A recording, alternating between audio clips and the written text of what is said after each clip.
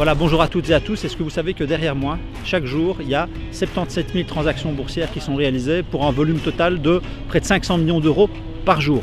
Alors si je vous dis ça, c'est parce que je souhaite vous présenter une proposition de loi que j'ai déposée à la Chambre et qui fait écho à une vieille revendication du mouvement social et même du mouvement altermondialiste qui lui-même reprenait une proposition qui avait été théorisée par un économiste américain, James Tobin, dans les années 70. Je vous explique tout ça maintenant. Alors partout dans le monde, les places financières sont le lieu d'une quantité énorme de transactions financières, c'est-à-dire d'achats et de ventes. Eh bien, ces milliards de transactions financières génèrent des quantités colossales d'argent. Et que se passerait-il?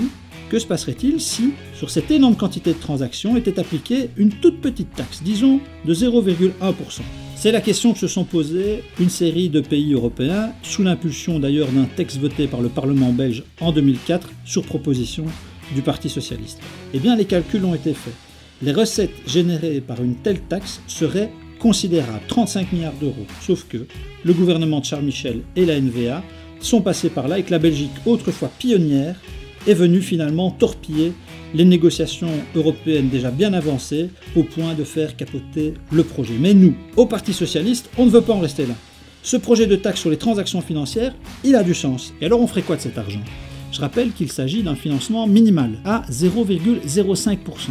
Avec ça, on finance un pot commun pour soutenir le financement de projets dans les pays participant à l'opération, puis on finance le budget de l'État. Et ça veut dire quoi financer le budget de l'État? Ça veut dire payer les pensions, payer les soins de santé, financer les services de police, de pompiers, refinancer la justice, la coopération au développement, et donc financer dans les pays du Sud des projets d'école, d'agriculture durable, etc., etc.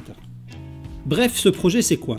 Ce projet, c'est de se dire que d'une part, dans la finance, il y a des quantités considérables de flux financiers.